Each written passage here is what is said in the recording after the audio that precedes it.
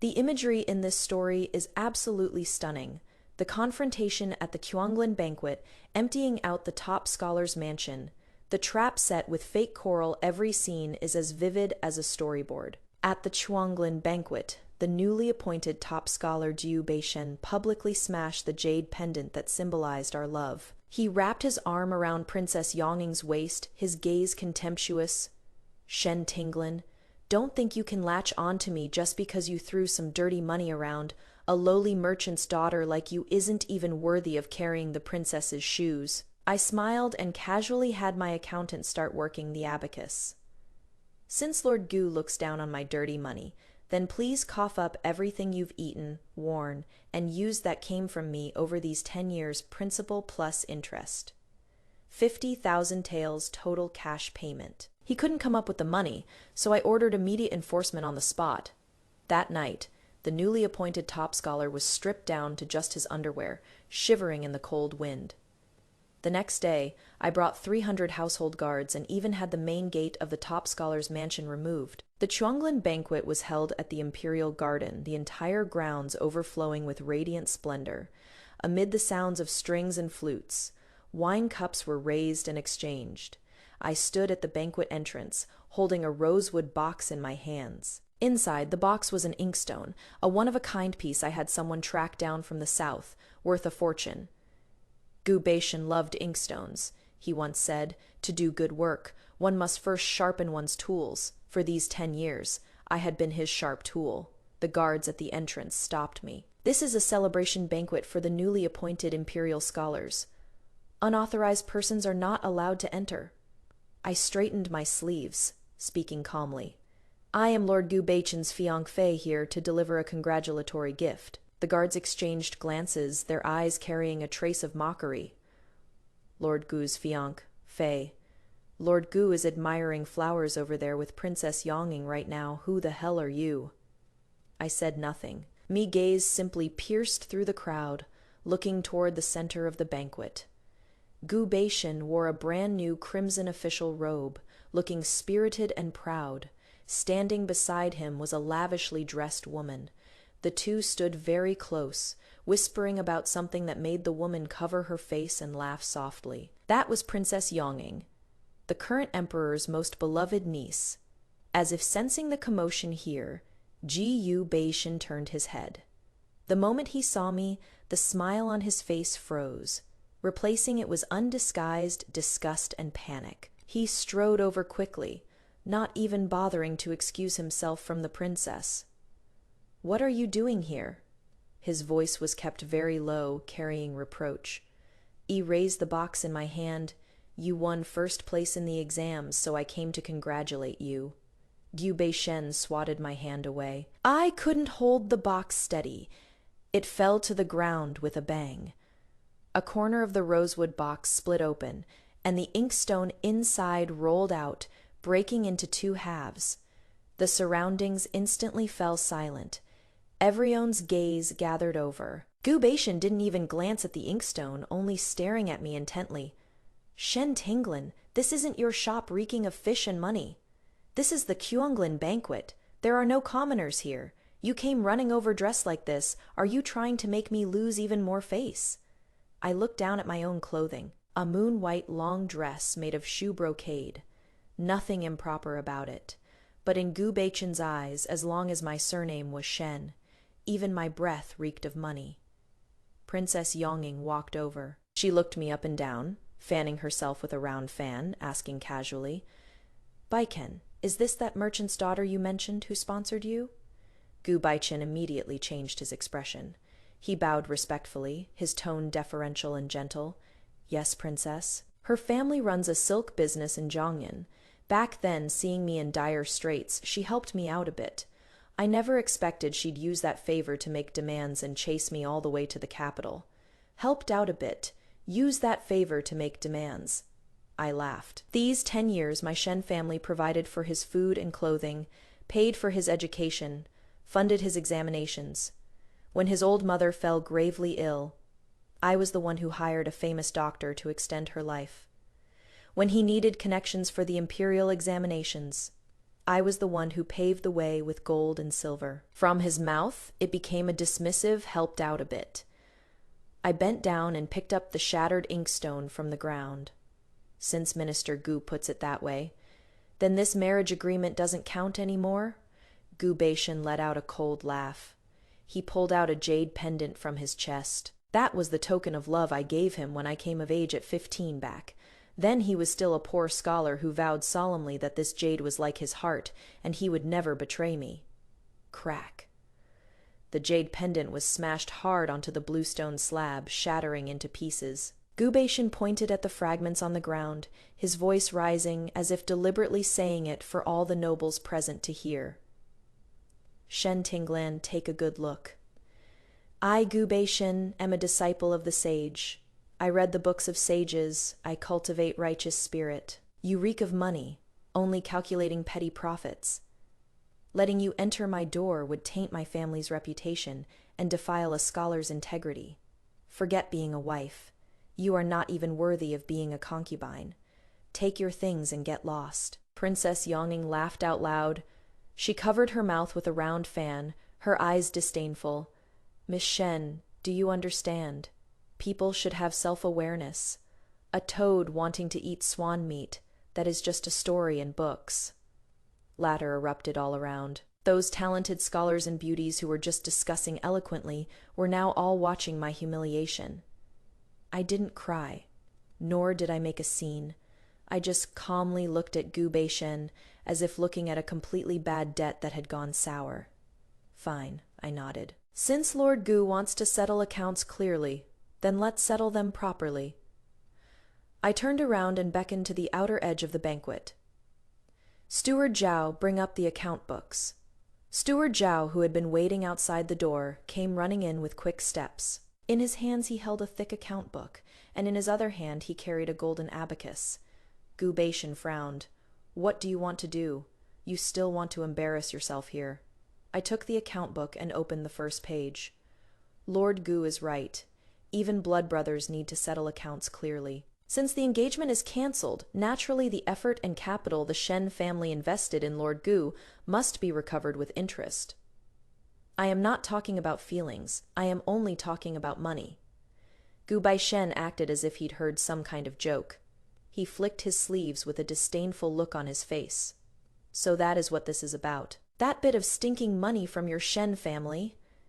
I, Gu Beishan, am now the top scholar. How could I not be able to pay it back? Go ahead. How much silver? I'll have the steward give it to you. Princess Yongning also chimed in from the side. Baikin, give her 100 taels. That is enough to send off a beggar. This kind of person just wants money, nothing more. I paid no attention to their mockery. My fingers moved across the abacus, making crisp sounds. 3rd year of Xuanhe, Lord Gu entered the county school. Tuition 20 taels, writing materials 50 taels, 4 seasons clothing, 8 sets totaling 160 taels. Adding the silver frost charcoal for Mother Gu to use in winter, a total of 300 taels. Gu Beishan's expression changed slightly. How could prices have been that expensive back then? I didn't even look up. What the Shen family gave you was all the best. This inner garment you are wearing uses Suzhou embroidery's double-sided technique. Lord Gu won't renege on this debt, will you? In the 5th year of Xuanhe, Lord Gu went to the capital to take the imperial examination. Travel expenses, allowances, and premium rooms at inns totaled 500 taels. During that time, Lord Gu composed a poem for a courtesan at a brothel and tipped 300 taels in silver, which was also charged to the Shen family's account. A few snickers came from the crowd. Gu Beishan's face turned the color of pig liver. You are talking nonsense. That was refined scholarly pursuit. I continued working the abacus. In the 6th year of Xuanhe, Lady Gu fell gravely ill. We engaged Imperial Physician Lai from the Imperial Medical Bureau for a consultation fee of 1,000 taels. 1 ginseng root aged 1,000 years, 3,000 taels. Various tonics, totaling 5,000 taels. Cold sweat broke out on Gu Beishan. He had just become the top scholar. Although his reputation was prestigious, he hadn't been appointed to office yet, and his stipend hadn't come through. The Giyu family was already destitute. Where could they come up with so much money? I turned to the last page. As for these 3 years, Lord Gu cultivated connections with the powerful and elite in the capital, giving gifts and hosting banquets, 30 elaborate feasts in total. Every single transaction was recorded by Steward Zhao with receipts signed in Lord Gu's own hand. All in all, the principal totals 38,600 taels. The abacus sounds stopped. I closed the account book, raised my head, and looked straight into Jubi Baishan's eyes. According to the Shen family money house rules, it is lend 9, collect 13. But for these 10 years, I'll give you the friendship rate. I'll only charge 2% interest. Lord Giyu, I'll round it off for you, 50,000 taels of silver in total. Cash on the spot, or banknotes. The scene was deathly silent. 50,000 taels, enough to buy a 4th-rank official position in the capital, or 10 mansions in the best district of the capital. The impact of this passage is insane. 50,000 taels equals 1/4 rank official position equals 10 luxury mansions in the capital. Turns out Go Baichan's gold digging reached astronomical prices. I am already imagining his pupils contracting and cold sweat pouring down when he hears the number. Giyu Baishan's entire body trembled. He pointed at me, his finger shaking. You are extorting me. How could I have spent so much money? You are pinning the Shen family's entire expenses on me. I pulled out a stack of ios from the hidden layer of the account book. On each one was Gu Baichan's bright red fingerprint and signature. It is in black and white, is Lord Gu trying to renege on the agreement. I waved the ios in my hand. If Lord Giyu doesn't acknowledge them, we can go to Shunshin Prefecture and beat the drum to appeal for justice. Let the prefect judge what crime it is for the new top scholar to owe debts and refuse to pay. Gu Baishan panicked. He looked toward Princess Yongning, his eyes full of pleading for help. Princess Yongning's expression was also very ugly. 50,000 taels wasn't an amount the prince's manor couldn't produce, but paying this sum for a man she hadn't even married yet would sound bad if word got out. What is more, she took a liking to Gu Baishan because of his talent and reputation as an upright official. If he was saddled with such a huge debt, that upright reputation would be sullied too. She took a step back, avoiding Gu Baishan's gaze. Gu Baishan's heart turned half cold. He turned his head and glared at me through gritted teeth. Shen Tinglan, must you really go this far? I don't have that much money right now, but later when I become an official, I'll pay you back slowly. Latter, I smiled and handed the account book to Steward Zhao. Busyness is like a battlefield, no credit given. I stepped forward, closing in on Gu Baishan, since you don't have money, then use stuff to pay. Gu Baishan instinctively shielded his chest. What are you trying to do? This estate was bestowed by His Majesty, you dare touch it. The estate was bestowed by His Majesty, but the things inside this estate weren't. I pointed at the tables and chairs at this banquet, then at the grand entrance gate of the Zhuangyuan residence in the distance. This set of Huangwali wood tables and chairs was transported here by my Shen family. Those glazed lamps over there were bought by my Shen family. Even those official boots you are wearing right now, my Shen family paid for them too. Gu Baishan's face turned deathly pale. What do you want? I dropped my smile, my gaze turning ice cold and piercing. Steward Zhao, get to work. Everything the Shen family paid for, don't leave him a single thread. I pointed at the crimson Zhuangyuan robe Baishan was wearing. Lord Gu, this outfit was also bought by me. Take it off. Gu Baishan thought I was joking. He stepped back 2 paces, putting on a bold front despite his fear. Shen Tinglan, in front of all these people, you dare to humiliate a court official? Debts must be repaid. It is only natural. Even if this goes before the emperor, I have justice on my side. I waved my hand. Over 20 Shen family servants who had been waiting outside the garden rushed in. They didn't get rough, just started moving things with swift efficiency. The armchair Gu Baishan had been sitting on was lifted up by 2 servants and carried away. Gu Baishan hadn't reacted yet and nearly fell flat on his ass. What are you doing? This is an imperially bestowed banquet." The servants paid him no mind, moving with lightning speed. The cups, plates, bowls, and dishes on the table, anything with the Shen family mark, were all swept into boxes. Even the calligraphy scrolls hanging in the pavilion were taken down. Those were authentic works by famous masters that Gubation, in his pretentious elegance, had me buy at high prices specifically to show off. Gubation trembled with rage and rushed forward to stop them. "Put it down. That is my painting. That is a genuine Yan Jingqing." Steward Zhao blocked his way, waving the account book in his hand. "Lord Jiu, this painting was purchased by Miss from Rongbao Studio in the 3rd month of the 7th year of Xuanhe for 3,000 taels. The receipt is right here. Since you have no money to repay your debts, naturally this painting must be reclaimed to settle accounts." You. Gu Baishan was so angry he couldn't speak. He turned to look at his colleagues around him. "Every own fellow scholars? This merchant's daughter is so arrogant, insulting our scholarly dignity. Are you all just going to stand by and do nothing?" The Jinshi around them exchanged glances with each other, but no one stepped forward. Firstly, the promissory note for 50,000 taels was clearly written on paper, and no one wanted to cause trouble. For another, Gu Baichen had just described the financial support so casually to curry favor with the princess, and now having the account book slammed in his face was truly humiliating. Some even whispered. So it turns out the top scholar's entire outfit was bought with a woman's money. Just now he said she wasn't worthy of being his concubine, but his behavior is really too shameless. These words, drilling into Gu Baishan's ears, hurt worse than killing him. Seeing that it was about enough, I turned my gaze back to him. "Lord Gu, there is still the outfit you are wearing." Gu Baishan clutched his collar tightly, his face ashen. "Shen Tinglin, do you want me to streak naked? I am the top scholar. You are slapping the court in the face." The court issued the official robe, but the inner garment you are wearing underneath. The undergarments, the boots on your feet, the jade belt at your waist, which of these wasn't bought with the Shen family's money? I said in a calm tone. "Steward Zhao, help Lord Gu preserve some dignity." "Yes." 2 burly servants stepped forward. Gu Baishan shrieked. "Don't come closer. I dare you to try." Princess Yongning finally couldn't stand it anymore. She frowned in disgust. "Enough, Shen Tinglin.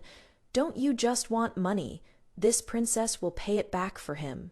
She untied a jade pendant from her waist and threw it on the ground. "This warm jade is priceless, enough to cover his clothes, right? Take it and get lost." I glanced at the jade pendant on the ground. The quality was indeed excellent, something from the palace, but I didn't pick it up. "Princess, this jade pendant may be valuable, but I won't accept it." I looked at Princess Yongning, my eyes clear. The Shen family does business with a rule: clear payment for clear goods. Lord Gu's debt is what he owes himself. If the princess wants to pay it back for him, why not sign an indenture contract right now and buy him back to be your male concubine? If that is the case, I'll put this debt under the princess's manor. "You," Princess Yongning flew into a rage. "How dare you? Since the princess won't sign the indenture contract, then I can't accept this money." I turned to look at the servants. "Do it." Gu Baishan was held down. That was the most humiliating moment of his life. Although he wasn't actually stripped naked, the valuable cloud brocade outer robe on his body was pulled off. The rhinoceros horn belt at his waist was yanked away, and even the boots with gold thread on his feet were removed. He was left with only a white inner garment standing barefoot on the bluestone pavement. His hair disheveled, utterly wretched, that spirited newly appointed top scholar from just now, at this moment, looked like a destitute beggar. He had Steward Zhao throw the robe into the chest. "This fabric is pretty good. Take it back to make a bed for a Huang the gatekeeper." "A Huang is a big yellow dog I keep." When Gu Baichin heard this, he nearly spat out a mouthful of blood. "Shen Tinglin, I am going to kill you." I paid him no mind at all, turned around and cupped my hands toward everyone around. "Distinguished guests, I've made you all witness a spectacle today. Though the Shen family are merchants, we still understand the meaning of integrity. This Gyubation owes debts without repaying, abandons his wife and forsakes righteousness. With someone of such character, you all should keep your eyes wide open when working with him in the future. Having said that, I led the mighty procession and turned to leave. Behind me were the mess all over the ground and Gyubachen's hysterical roars. But I knew this was just the beginning. Emptying the Kyuanglin banquet was merely the interest. The real principal was still in that residence at the Zhuangyuan Manor. After leaving the Kyuanglin banquet, I went straight to the Zhuangyuan Manor with my people. This residence was bestowed by the emperor to the newly appointed top scholar, located on Juke Street, where every inch of land was worth its weight in gold. But when the court bestows a residence, they only give an empty shell. The interior decoration, furniture, ornaments, and garden renovations were all paid for by the Shen family. To establish himself in the capital, Gyubation cared about appearances. In the courtyard grew arhat pines. The study was laid with Persian carpets. Even the incense burned in the privy was ambergris, extravagant to the extreme. I stood at the main entrance, looking at the gold-lettered plaque that read Gu Residence. "Steward Zhao, take down this plaque." Yes, the ladder was set up. 2 workers climbed up, and in no time they removed the plaque. The gold tracing on this plaque is made with real gold powder. Scraping it off could still fetch a few taels of silver. I instructed, "Go in and move everything, except for the wall plaster and pillars. Take everything that can be taken." The Shen family's servants were well trained, entering like a swarm of locusts passing through, the grand armchairs, screens, and vases in the front hall. The bookshelves, ancient texts, and writing materials in the study, the canopy bed, brocade quilts, and curtains in the bedroom. Even the pots, bowls, ladles, and basins in the kitchen, and the decorative rocks in the courtyard were all loaded onto carts. In less than 2 hours, the originally magnificent number 1, Scholar's residence had become an empty shell with nothing but bare walls. When the wind blew, you could even hear echoes. When Gyubation rushed back, wrapped in a coarse cloth garment borrowed from who knows where, he happened to see us dismantling the main gate. Yes, the main gate, those 2 vermilion lacquered doors were made of rosewood, thick and solid, and had originally cost 1,000 taels. "Stop! Stop!" Gyubation stumbled over, his eyes nearly popping out. "Shen Tinglin, have you lost your mind? You are even removing the doors." I sat in the carriage looking down at him from above. "Lord Gu, I bought this door too." "What? You want to keep it?" Gyubation trembled all over with rage, pointing at the empty door frame. "You dismantled the door. How am I supposed to sleep tonight? You are trying to drive me to death." "That is none of my business then," I said indifferently. "Or Lord Gu can go beg Princess Yonging to install 2 golden doors for you." Gyubation choked. He had made such a huge fool of himself at the Kyuanglin banquet that Princess Yonging had stormed off right then and there, not caring about him at all. He was now the laughingstock of the capital, and the gates of the princess's manor wouldn't even let him in. Looking at me, a trace of fear and regret finally showed in his eyes. "Tinglin," he softened his tone, trying to play the emotional card. "We have 10 years of feelings between us.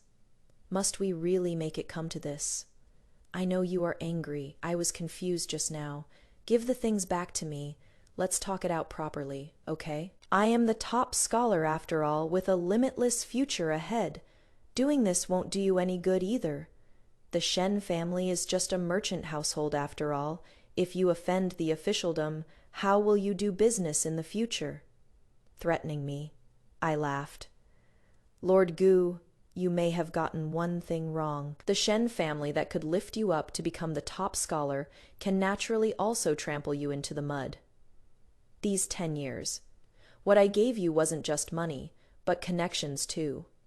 I pulled out a name list from my sleeve and waved it gently. "Your examination supervisor during the imperial exams, you went to visit him with my calling card. Those powerful people you've been associating with are honored guests of my Shen family's business. Even the appointment document from the Ministry of Personnel that hasn't come down yet, that was also arranged through my Shen family's connections."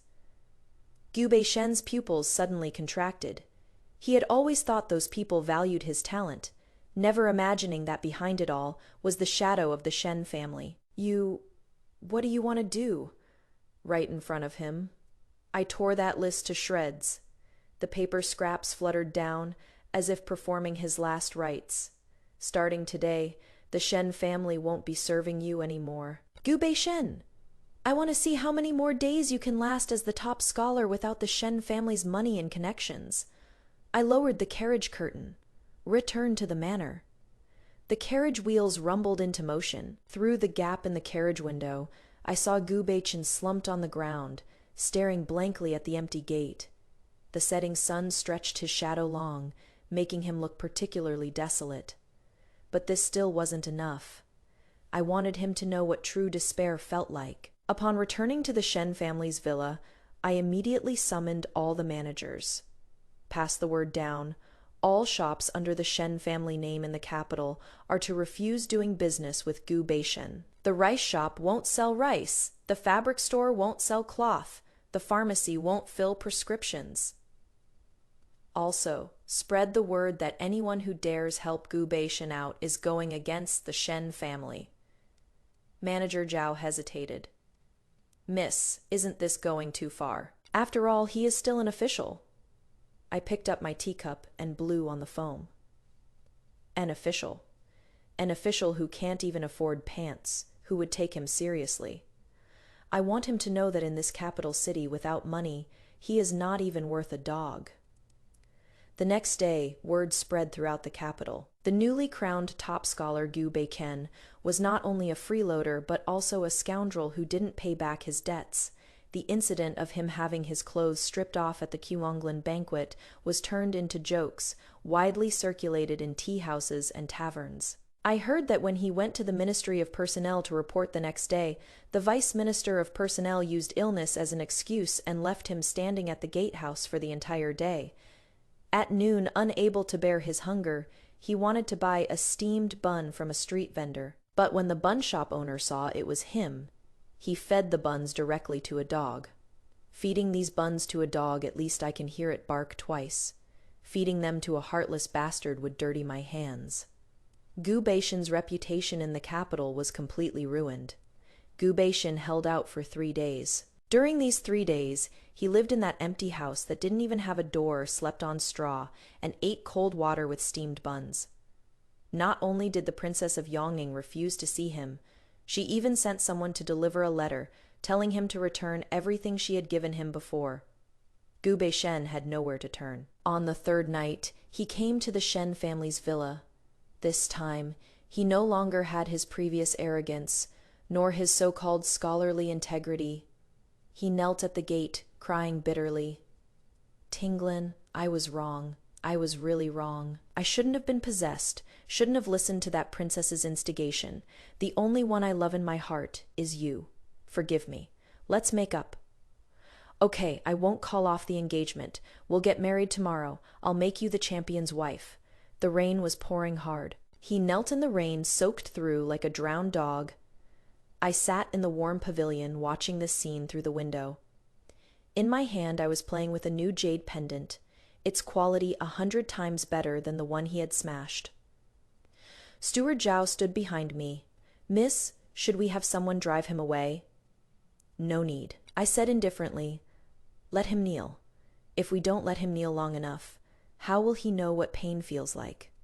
Gubei Shen knelt in the rain all night. The next morning he passed out. The doctor said it was due to hunger and cold, compounded by anxious fire attacking his heart. I had people carry him back and paid his medical fees while I was at it. It wasn't because I was soft-hearted. It was because the game wasn't over yet. If he died this quickly, it wouldn't be fun anymore. I saved him so he could watch himself lose everything more clearly. Just then, a gold-embossed card was delivered into my hands. It was from the Regent Prince's manor. Miss Shen, our prince requests your presence at the manor for a talk. The guard delivering the card had a gold token hanging at his waist, his expression solemn. The Regent Prince, Xiao Moheng, the true power holder of the current court, and also Princess Yongning's uncle. Rumor had it he was ruthless and merciless, his power overwhelming the court. Even the emperor had to show him some deference. What did he want with me? Could it be to vent anger for Princess Yongning? My heart skipped a beat, but I kept my face expressionless. Steward Zhao, prepare the carriage. If it is a blessing, it is not a disaster. If it is a disaster, there is no avoiding it. Since I am going to stir up trouble in this capital, sooner or later I'll have to face this big shot. The Regent Prince's manor was even more heavily guarded than I imagined. A guard post every 5 steps, a sentry every 10 steps. I was brought to the study. Xiao Moheng was sitting at the desk reviewing official documents. He wore a black python robe with sword-like brows and starry eyes. His aura so powerful it was suffocating. I stepped forward and curtsied. This commoner woman Shen Tinglin pays respects to your highness. Xiao Moheng didn't look up, the vermilion brush in his hand never stopping. I heard you emptied your ex-fiancé's residence? His voice was low and deep, impossible to tell if he was pleased or angry. I kept my head lowered, neither humble nor arrogant. Debts must be repaid. This commoner woman merely took back what belongs to her. You even dismantled the main gate. That is rosewood worth 1,000 taels. The brush in Xiao Moheng's hand paused. He finally looked up, those deep eyes landing on me, carrying a hint of scrutiny. Shen Tinglin, you've got some nerve. Gu Baishan is after all a court official. You made him lose all face, aren't you? Afraid this prince will punish you? I took a deep breath and raised my head to look directly at him. If your highness wishes to punish me, this commoner woman has nothing to say. But Gu Baishan's virtue doesn't match his position. He is a fraud deceiving the world. I am not just doing this for personal grudges, but also to help the court clean up its officials. If someone like him holds a high position, he'll be a disaster for Great Wei. Xiao Moheng stared at me for a long while. Suddenly he smiled. That smile was faint, yet carried a hint of amusement. What a sharp tongue you have. He picked up the restored copy of the name list I had torn up from the desk. I have no idea how he got it. Half the people on this list are this king's political enemies. Shen Tinglin, you used money to push Gu Baishan into these people's circle. Your real intention wasn't to help him become an official, was it? My heart skipped a beat. This was the real reason Xiao Moheng came looking for me. I didn't deny it. Gu Baishan is stupid, but he cares about face and is easy to manipulate. He is the perfect pawn to test the waters. I am a merchant, and merchants care about returns. Since this investment in his official career failed, I can only cut my losses another way. Xiao Moheng stood up and walked over to me. An overwhelming sense of pressure came over me. How do you plan to cut your losses? Meeting his gaze, I revealed the plan that could utterly destroy Gu Baishan. To please Princess Yonging, Gu Baishan once promised to give her a coral tree. That coral tree is a tribute item I forged and intercepted from smugglers. Your Highness, is this leverage enough to trade for my life? The amusement in Xiao Moheng's eyes deepened. He reached out his hand and gently lifted my chin. Shen Tinglin, you are even more ruthless than this king imagined. However, this king likes smart people. This king can stay out of Gu Baishan's affairs. In fact, this king can give you a chance to do an even bigger deal. He pointed at a map on the desk. It was the Grand Canal Transport map of Great Wei. The Minister of Revenue has been short on funds lately, and no one has dared to take on the canal transport contract. Do you dare? I looked at that map, my blood instantly boiling. Canal transport. That was the nation's lifeline, and also a domain the Shen family had always wanted to get their hands on, but couldn't. With canal transport rights, the Shen family would no longer be just an ordinary imperial merchant, but a titan capable of controlling the nation's economy. I didn't hesitate at all and knelt down to kowtow. This commoner woman is willing to serve your highness like a dog or horse. Xiao Moheng laughed. Get up from today on. You are this king's person. When I walked out of the prince's manor, the sky had already darkened. I looked at the waning moon on the horizon, the corners of my mouth curling into a cold smile. Gu Baishan, you think you are finished without the Shen family's money. Number the real hell is only just beginning. With the regent prince as my blade, I'll cut you down from the clouds, bit by bit, until you are nothing but bare bones. As for Princess Yongning, since you like Gu Baishan so much, I'll grant your wish. Let you two, star-crossed lovebirds, stay together forever in the mud.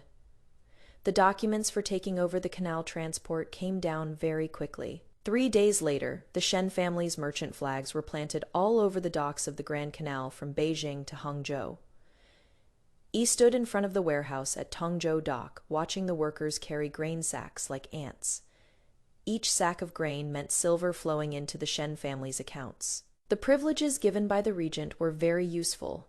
Those checkpoint tax officials who used to make things difficult for the Shen family, upon seeing the black gold token in my hand, bowed and scraped one by one, not even daring to inspect the goods. Tinglin, a hoarse voice came from behind me. I turned around and saw Gu Bei-shen. After only a few days, he had become gaunt beyond recognition. The old robe he wore, obtained from who knows where, was washed until faded, with frayed edges at the cuffs. She stared fixedly at the token in my hand, his eyes full of bloodshot veins. You really latched onto the regent. I put away the token, my expression indifferent. Lord Jiu is well informed. Gu Bei-shen rushed forward 2 steps, but was blocked by Steward Zhao's outstretched arm. Across Steward Zhao's arm, he shouted at me, "Shen Tinglin, have you no shame? You just broke off our engagement, and the next moment you climbed into Xiao Moheng's bed, you are willingly debasing yourself." I waved my hand, signaling Steward Zhao to step back, then walked up to Gu Bei-shen and raised my hand to slap him. Smack, crisp and loud. Gu Bei-shen was stunned by the slap, covering his face and looking at me in disbelief. "You dare hit me. Hitting you is exactly what I am doing." I took out a handkerchief to wipe my hands and threw it aside with disgust. Gu Bei-shen, people with dirty minds see everything as dirty. The regent and I have a business relationship. I transport grain for him, he keeps me safe. It is business, but you, a prestigious top scholar, instead of compiling books at the Hanlin Academy, you run to the docks to be a gossipy shrew. Bei-shen's face turned from blue to white. He said through gritted teeth, the Hanlin Academy. Thanks to you, the Ministry of Personnel said, I lack private virtue and withheld my appointment papers. I am just an idle jinshi now, without even a salary. That is what you deserve. I sneered. When you humiliated me at the Chuanglin banquet, you should have thought this day would come. Gu Bei-shen took a deep breath and suddenly dropped to his knees with a thud. Tinglin, I really have nowhere else to turn. The princess won't see me. My colleagues ostracize me. Even the inn is kicking me out. Can you lend me some money? Not much. Just 500 taels. No, 300 taels. As long as I get through this crisis, once I see the princess and explain everything, I'll definitely pay you back double. So it is still all about that princess. Looking at his humble appearance, I felt not a single ripple in my heart. Gu Bei-shen, you are still dreaming even now. What the Princess of Yongning fancied was your top scholar's halo, that aloof facade of yours. Now, you are not even as good as a stray dog. Why should she give a damn about you? Gu Bei-shen panicked. No, the princess has feelings for me. She is just angry right now. As long as I can give her that red coral as a birthday gift, she'll definitely change her mind. Red coral, my eyes flickered slightly. The fish has taken the bait. That red coral was smuggled goods, only available on the black market. Gu Bei-shen bringing it up at this moment meant he'd already had crooked thoughts. I looked down at him from above, the corners of my mouth curling into a meaningful smile. I don't have 300 taels. However, I do know where you can get the money, and also get that red coral. Gu Bei-shen's eyes lit up, like he'd grabbed a lifeline. Where? I pointed in the direction of the west side of the city. Wanli Money House. The shopkeeper there happens to have a batch of pawned treasures on hand recently. Among them is a 2 chi tall blood coral. As for the money, as long as Lord dares to borrow, they'll dare to lend. Gu Bei-shen froze. Wanli Money House, that was the capital's largest underground lending house, notorious for devouring people without spitting out their bones. But he had no choice.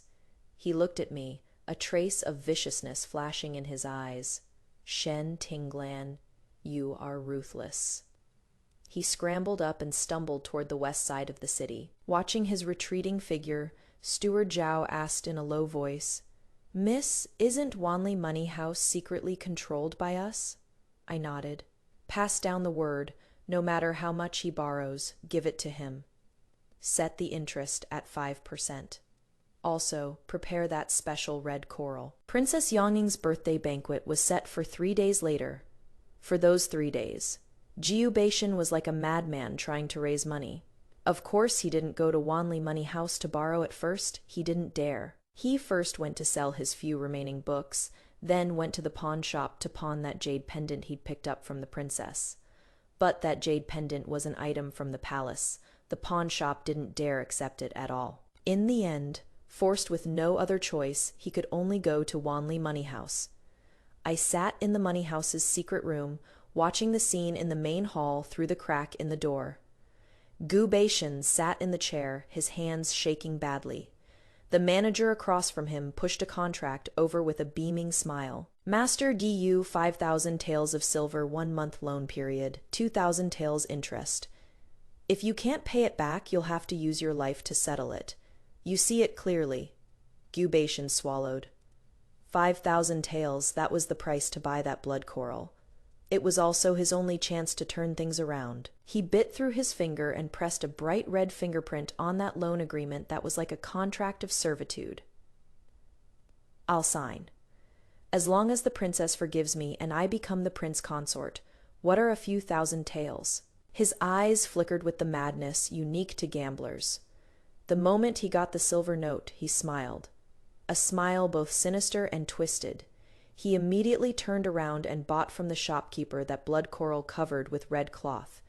Didn't even have time to inspect it carefully. After he left, the shopkeeper entered the inner room and respectfully handed me the IOU. "Boss, it is done." I looked at that IOU and flicked the red seal on it. "Well done. That coral, was it handled cleanly?" The shopkeeper nodded.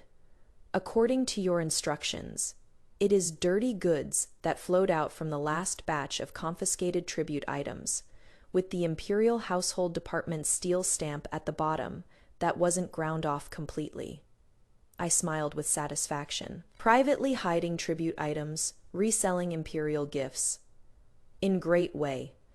This is a serious crime punishable by exile 3,000 li moreover. This coral was originally tributed by a foreign state to the Empress Dowager and disappeared halfway. Gu Beishan taking the Empress Dowager's things to curry favor with the princess. This play is getting more and more exciting." The next day, the capital's largest restaurant, Drunken Immortal Tower, Princess Yongying booked the entire floor for her birthday celebration. Although her reputation had been damaged recently because of Gu Beishan's affair, she was imperial family after all, and people still came to show their support in an endless stream. I didn't receive an invitation, but I still went. I was there to watch the show. I sat on the second floor of the tea house across the street with a view that happened to overlook the main hall of Drunken Immortal Tower.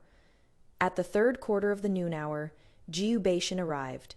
He had specially tidied himself up, wearing a brand new blue long robe, which he had bought with the remaining borrowed money. Holding a huge brocade box in his hands, he strode inside with his head held high and chest out. The guards at the entrance stopped him. "Young Master Gu, the princess has given orders not to see any idle people." Gu Beishan raised the brocade box high and shouted loudly, "Yongying, I have a gift for you. This is a rare treasure I painstakingly sought out for you, enough to prove my true feelings for you."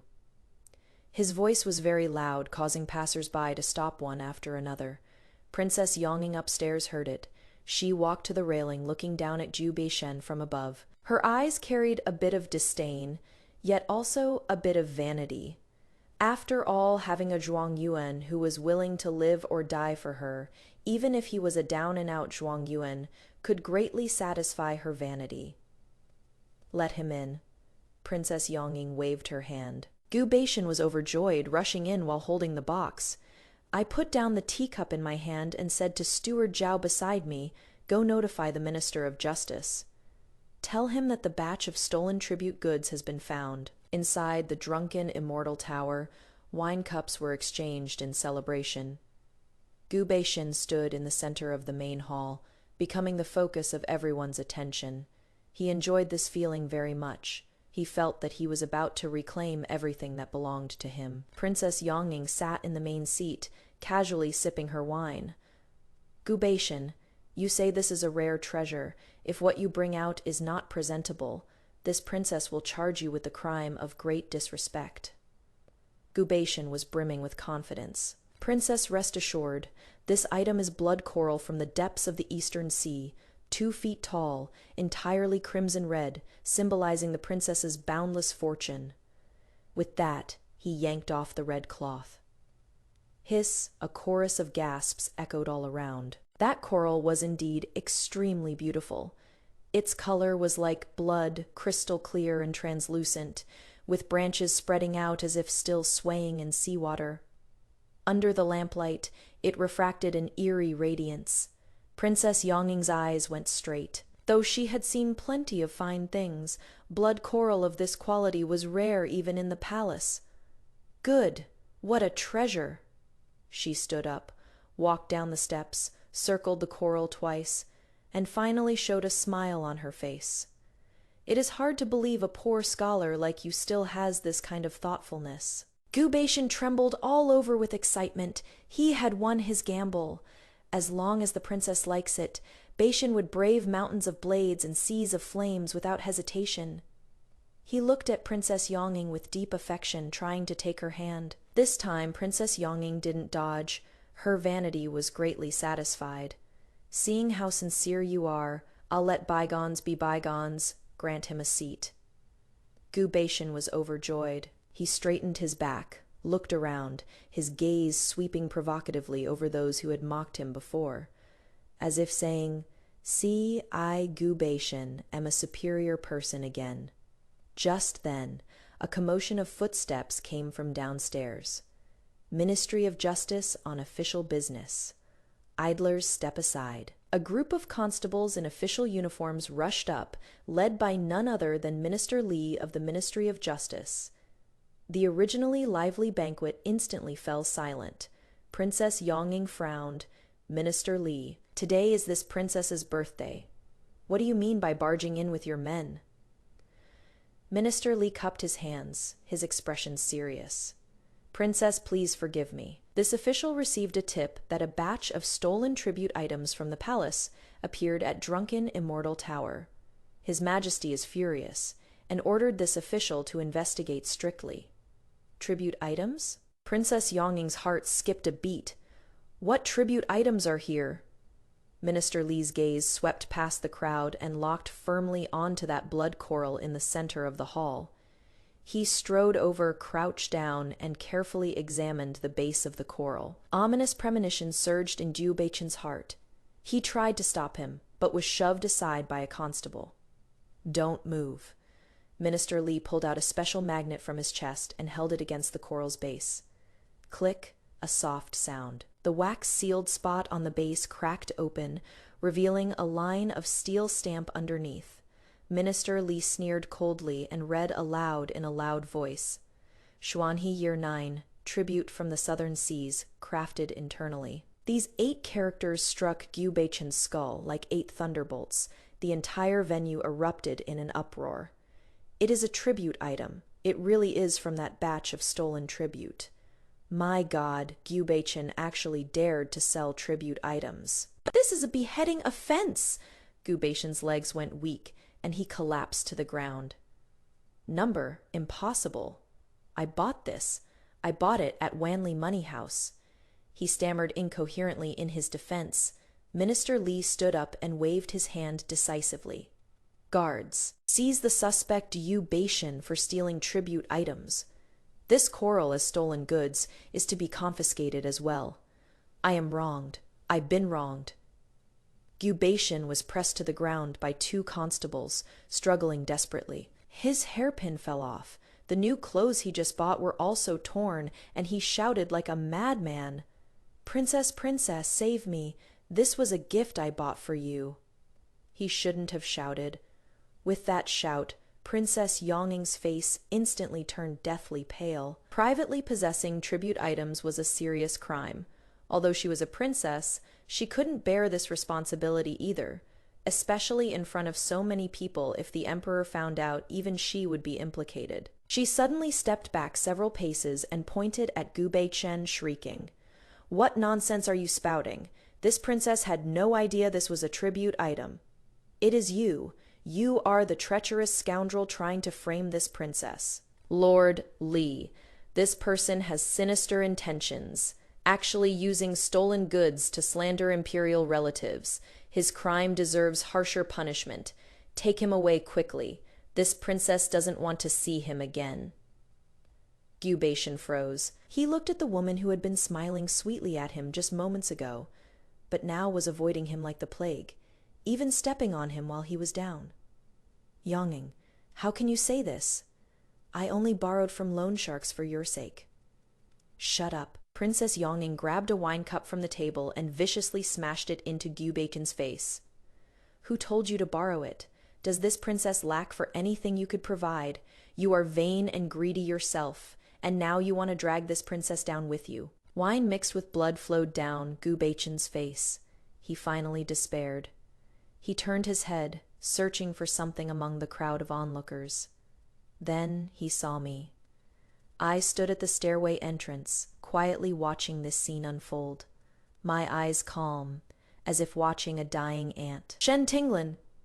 Gu Beichen seemed to understand something and roared with a hoarse voice. "It is you. You orchestrated this. Wanli Money House is yours. This coral was also your arrangement. Lord Li, I want to report her. Shen Tinglin framed me." Minister Li didn't even glance at me, directly kicking Gu Beichen in the chest. "You bastard! How dare you slander others when death is at your doorstep? Miss Shen is an honored guest of the regent's palace. These past few days she has been arranging grain transport for the court. How would she have time to deal with a scoundrel like you? Take him away." Gu Beichen was dragged away. One of his shoes fell on the ground and was trampled to pieces by the passing officers. The banquet ended on a sour note. Princess Yonging was so angry she smashed everything in the room and finally, amidst everyone's pointing and gossiping, fled in disgrace through the back door. I waited until everyone had left before slowly walking downstairs. I walked to the table where the blood coral had been placed. "What a shame," Steward Zhao said in a low voice behind me. "Miss, was that coral really a tribute?" I smiled. "Fake. I had someone make it with dyed resin and bone powder. The steel stamp at the bottom was also carved by a craftsman I found. The real one is still locked up in the Empress Dowager's storehouse." Steward Zhao gasped. Then why did the Minister of Justice? Because Minister Li is the regent's man. I gently stroked the amber where the coral had fallen. In this capital, what is real or fake doesn't matter. If power says it is real, then it is real. If power says it is fake, then it is fake. Gu Beichen lost because he thought having talent meant having power. Little did he know, he was just a discarded piece in the game of power. I turned and walked out. "Go grease some palms at the Ministry of Justice prison. Don't let him die too quickly. I still need to go to the prison and deliver him one last big gift. That 5,000 tael usury loan contract is still tucked in my bosom, compounding interest. By the time he gets out of prison, if he can even get out. What he owes me, he won't be able to repay in this lifetime. As for me, I should go report back to the Prince Regent. This borrowed blade killing was rather handy to use. The floor of the Ministry of Justice prison is damp, covered with moldy straw. Gu Beichen huddles in the corner, wearing prison clothes stained with dark red blood stains. Those are from the rules. He was taught in jail, hearing footsteps. He jerks his head up sharply. Seeing it is me, hope bursts forth in his eyes, and he scrambles on all fours toward the bars.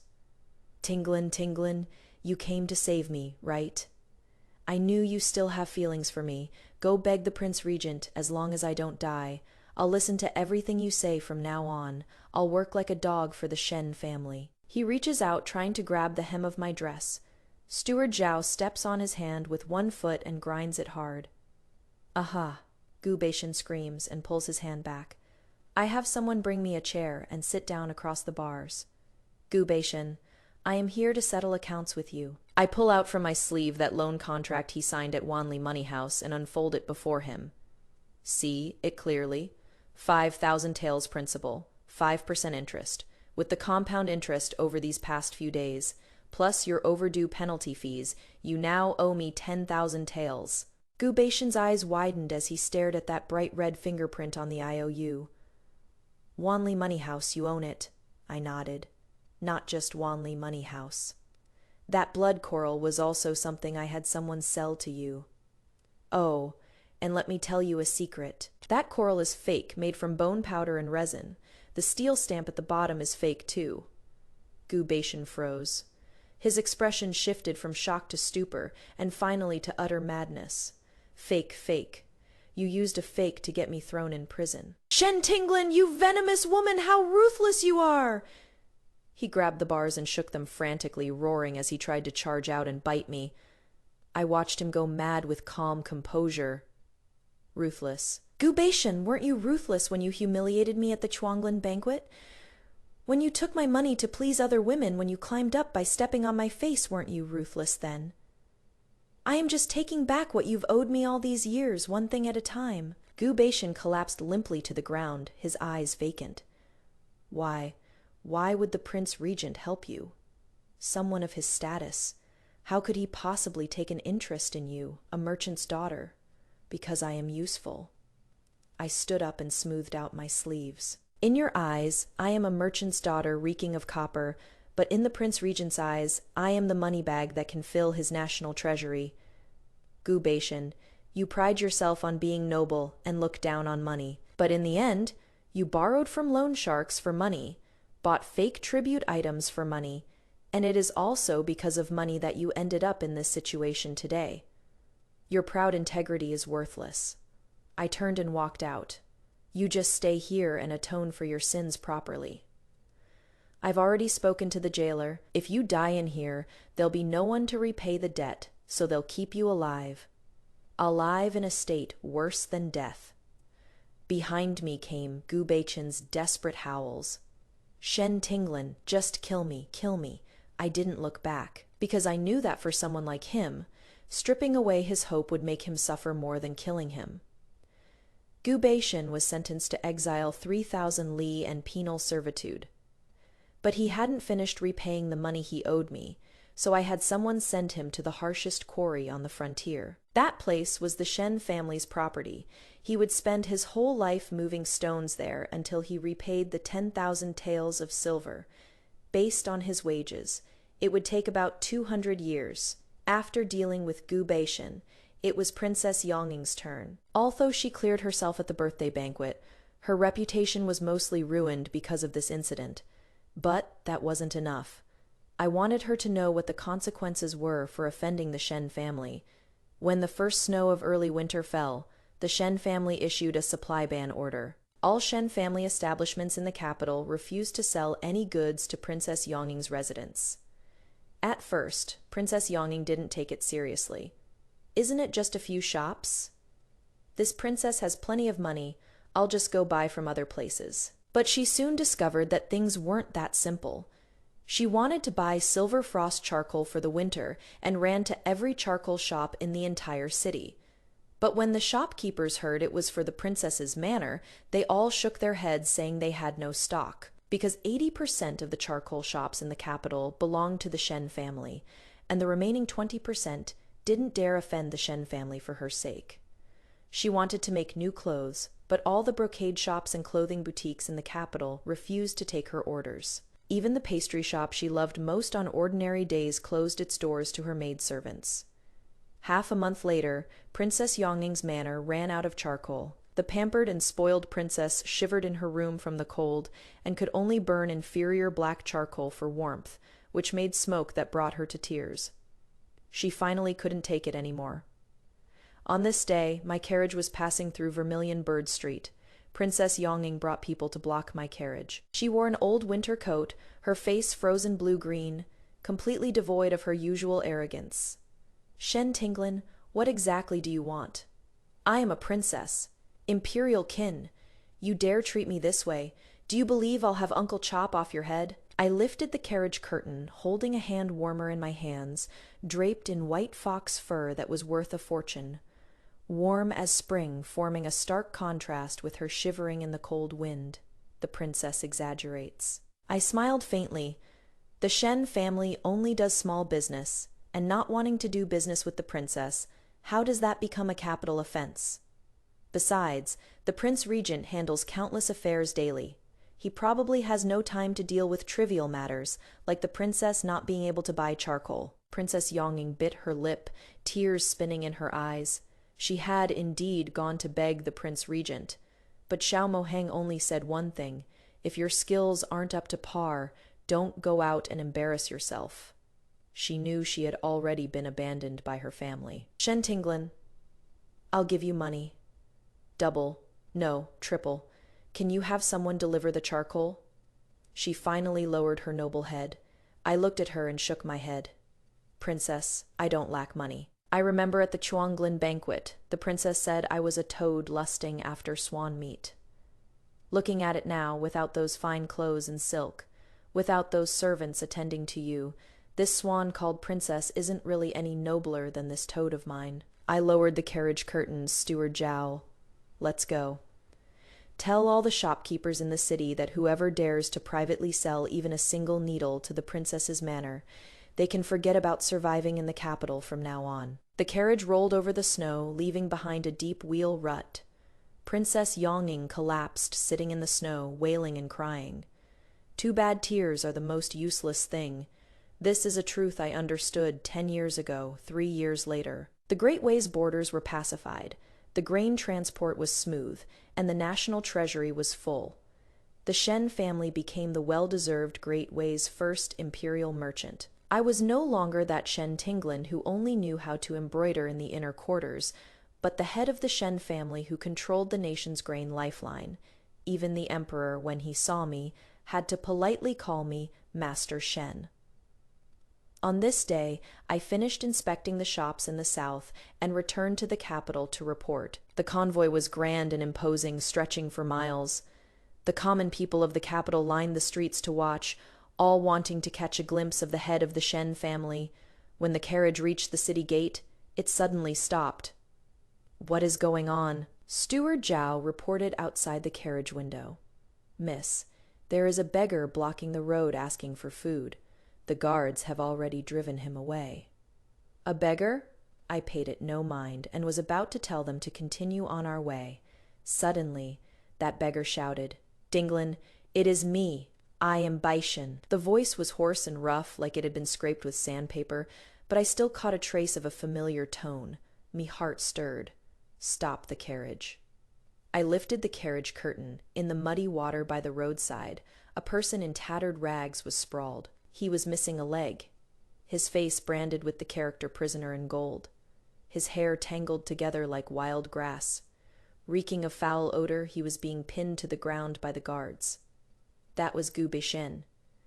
I heard he had his leg crushed at the quarry, and had only been released because of a general amnesty. He struggled to lift his head, looking at me through his disheveled hair. At this moment, I was dressed in fine silk and brocade, high above, while he was as lowly as mud. Tinglin, tears welled up in his murky eyes as he crawled forward 2 steps like a dog. "I am back. I really know I was wrong. These 3 years at the quarry, I thought of you every day. I remembered the lotus seed soup you made for me, the days you spent reading with me. You are so rich now, just a bit leaked through your fingers would be enough to keep me alive. Please, for the sake of our past, give me a bite to eat, even if it is just letting me guard your gate or feed that dog called Ah Huang." The common people around pointed and whispered. Summoning recognized him. "Isn't that the former top scholar Gu Beishen? Wow, how did he end up like this? Serves him, right? Back then, he abandoned his devoted wife to cling to the powerful. Now he is getting his karma." Gu Beishen listened to these comments and buried his head even lower, but he still stared at me fixedly. I was his only hope of survival. I looked at him. Strangely, there was no hatred in my heart, nor any satisfaction, only the kind of indifference one feels when seeing a dead rat by the roadside steward Zhao. I spoke. Gu Baichen's eyes lit up, thinking I was going to give him charity. Miss, what are your orders? The Shen family's dog isn't fed by just any trash. Throw him far away. Don't dirty the Shen family's territory. Gu Baichen froze. He gaped, as if he didn't understand what I said.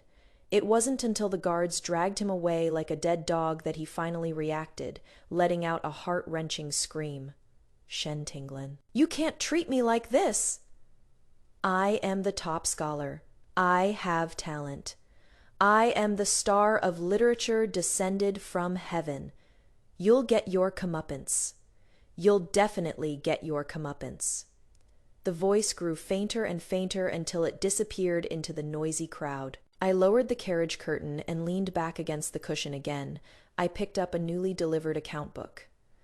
Miss, are we really not going to care about him anymore? The maid asked quietly.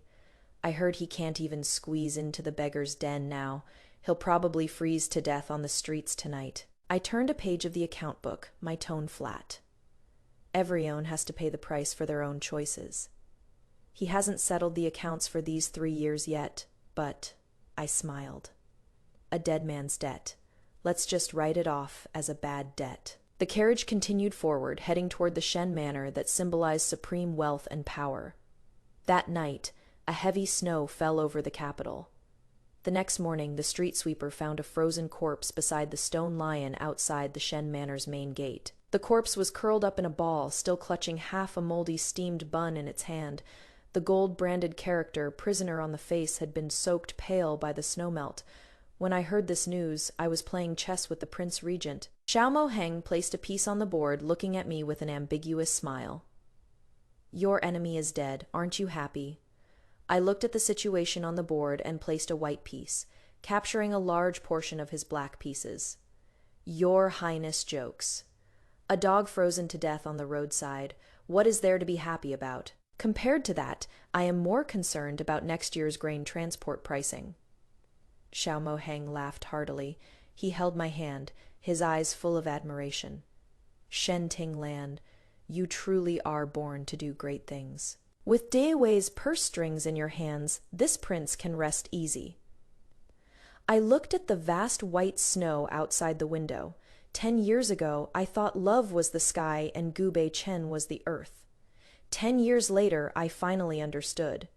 The sky is something you hold up yourself, and the ground is something you walk on yourself. As long as you hold power and money in your hands, there is no obstacle in this world you can't overcome, and no dog you can't kill. Shen Tinglan spent 10 years pouring everything into supporting Gu Baichen, only to be met with betrayal and humiliation. One-sided devotion in a relationship never earns equal respect. It is fine to treat people well, but you must keep 3 parts of your bottom line. Don't stake your life on someone else's conscience. After seeing Gu Baichen's true colors, Shen Tinglan didn't cry or cling, but immediately settled accounts and took back everything she'd given when you discover you've given to the wrong person. What you should do most isn't wallow in the past, but pull out decisively. The more you drag it out, the more you'll only lose.